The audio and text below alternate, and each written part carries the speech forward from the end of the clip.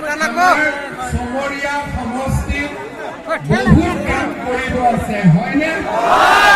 আজি আমাক জলজনী নদীৰ ওপৰত দলং লাগে, কাক নালাগে? জলজনীৰ ওপৰত দলং কাক কাক লাগে? বৰৈমাৰীৰ পৰা সোণতলীলৈ অসমমালা ৰাস্তা হ'ব লাগে নে নালাগে? বৰৈমাৰীৰ পৰা সোণতলীলৈ অসমমালা ৰাস্তা হ'ব লাগে নে নালাগে? ইয়াত এখন ভাল হস্পিটেল লাগে নে নালাগে? সোণতলীত এখন ভাল গভৰ্ণমেণ্ট কলেজ হ'ব লাগে নে নালাগে? লাগে? কোনে কৰিব? কোনে কৰিব? কোনে কৰিব? বাবাই কৰিব? ভাগিনবিলাকে ভোট দিবি? পুলিচত চাকৰি লাগিব, হয়নে নহয়? দৌৰিব লাগিব, কামাণ্ডোত যাব লাগিব, গ্ৰেড 3 গ্ৰেড 4 চাকৰি পাব লাগিব, হয়নে নহয়? কংগ্ৰেছে আমাক কি দিছিলে? ধুতি, লুঙি, হয়নে? আঁঠুৱা, কম্বল। এতিয়া অসমৰ কাটাহঁতৰ কাম আছে নেকি? কাটাহঁতৰ কাম আছে নেকি? অসমত আৰু 50 বছৰ কংগ্ৰেছ আহিব নোৱাৰে। যোনে মানুহে কেতিয়া ভাবে যে কেতিয়াবা কংগ্ৰেছ আহিব, কংগ্ৰেছ চন্দ্ৰগ্ৰহণ আহিব পাৰে, সূৰ্যত আহিব পাৰে, কিন্তু পৃথিৱীত আহিব নোৱাৰে। কংগ্ৰেছৰ দিন শেষ। কাৰণ এতিয়া মানুহে ফুটা ৰাজনীতি, কম্বলৰ ৰাজনীতি মানুহে ভাল নাপায়। মানুহক চাকৰি লাগে, কৰ্মসংস্থাপন লাগে, স্কুল লাগে, কলেজ লাগে, অৰুণোদয় লাগে, হয়নে নহয়? আমাৰ মহিলাসকলক অৰুণোদয় লাগে নে নালাগে? লাগে?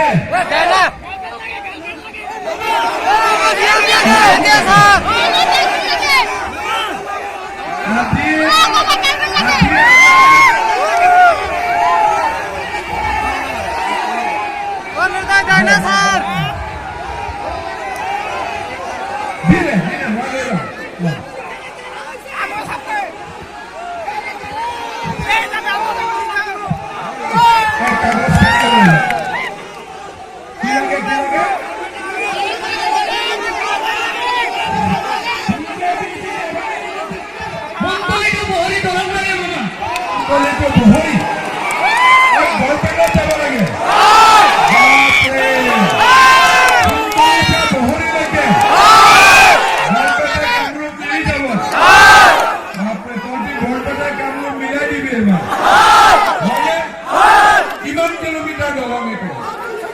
আচ্ছা, একদিন মই ইয়াত চাব আহিম, মোক ভাতটো খোৱাবি, একেলগে নাৱলি চাই ল'ম, হ'ব? আচ্ছা, এতিয়া আমাক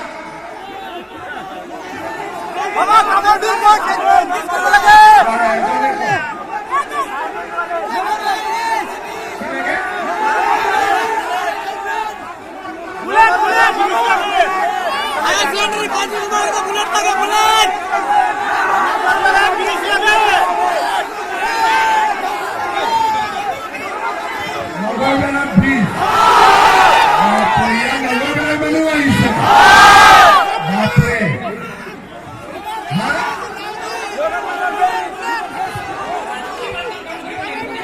নদী বান্ধৰ কামটো আটাইতকৈ ডাঙৰ কাম, হয়নে? ইয়াতে এতিয়া কাম কেইটা ওলালে? এটা ওলালে সোণতলী বৰহীৰ মাজত দলং, তাৰপিছত নদী বান্ধৰ কাম, তাৰপিছত নগৰবেলাৰ ওপৰত দলং, তাৰপিছত জলজনীৰ ওপৰত দলং, তাৰপিছত বৰৈমাৰীৰ পৰা সোণতলীলৈ ৰাস্তা, হ'ব? ইমান কাম ওলালে যে ইমান কাম কংগ্ৰেছে কৰিব পাৰিব? কংগ্ৰেছে কৰিব পাৰিব? কংগ্ৰেছে পাৰিব? কোনে পাৰিব? কোনে পাৰিব? আমি কাক ভোট দিম?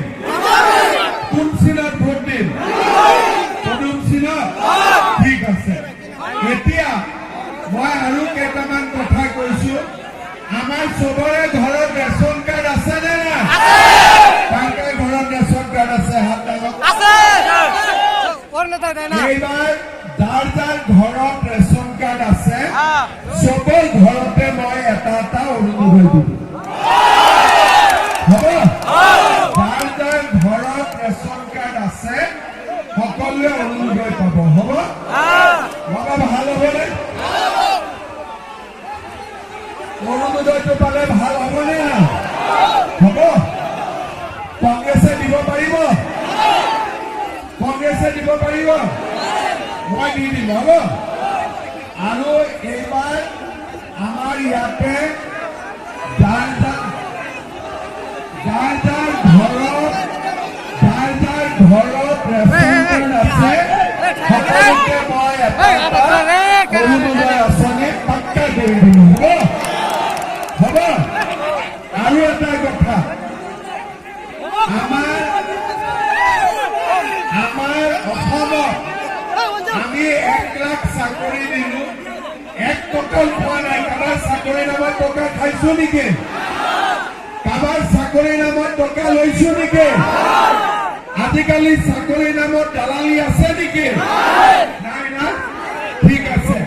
এতিয়া আমাৰ 1 লাখ চাকৰি হৈ গ'ল। 1 বছৰৰ ভিতৰত মই আৰু 50,000 ল'ৰা ছোৱালীক চাকৰি দিম। 50,000।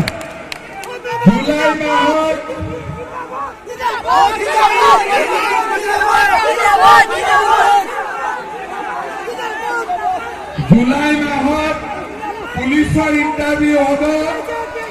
আগষ্ট ছেপ্টেম্বৰত গ্ৰেড 3 গ্ৰেড 4ৰ ইণ্টাৰভিউ হ'ব। ঠিক আছে? আৰু এটা দালালে কোনো দালালে 1 টকা খাব নোৱাৰিব। গৰীব আৰু দুখীয়া মানুহৰ ঘৰতে চৰকাৰী চাকৰি হ'ব। হ'ব?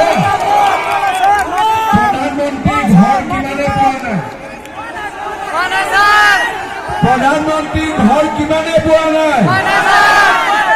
ইয়াতে জিঅ' টেগিং কৰোঁতে পইচা লয় নে নলয়?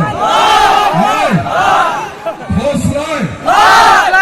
আৰু ঘৰ বিচাৰিলে 20-25,000 টকা ঘোষ খোজে। মই গম পাই আছো। এইবাৰ আমাৰ নিজৰ ঘৰৰ জিঅ' টেগিং এইবাৰৰ পৰা আমি নিজে কৰিব পাৰিম। নিজৰ ঘৰৰ জিঅ' টেগিং নিজে হ'ব। পঞ্চায়তত যদি এবাৰ ঘৰ নহয়, যাৰ জিঅ' টেগিং হ'ব, যাৰে ঘৰ বেয়া তাকে আমি ডাইৰেক্টলি পইচা পঠাই দিম। পঞ্চায়তৰ লগত কাম নাই। কাৰণ আমাৰ ঘৰৰ নামত যিবিলাক দুৰ্নীতি চলি আছে সেই দুৰ্নীতিবিলাক আমি বন্ধ কৰিব লাগিব। হয়নে নহয়? হয়। মেট্ৰিকৰ ৰিজাল্ট দিলে কিমানে পাছ কৰিছে? ভাল ৰিজাল্ট হৈছে। এইবাৰ মেট্ৰিকত যিমান ল'ৰা ছোৱালী পাছ কৰিছে গভৰ্ণমেণ্টে কলেজত চবকে বিনা পইচাত এডমিশ্যন দিব। 1 পইচাও এডমিশ্যনৰ পইচা দিব নালাগে। বিনা পইচাত এডমিশ্যন পাব। হ'ব? আৰু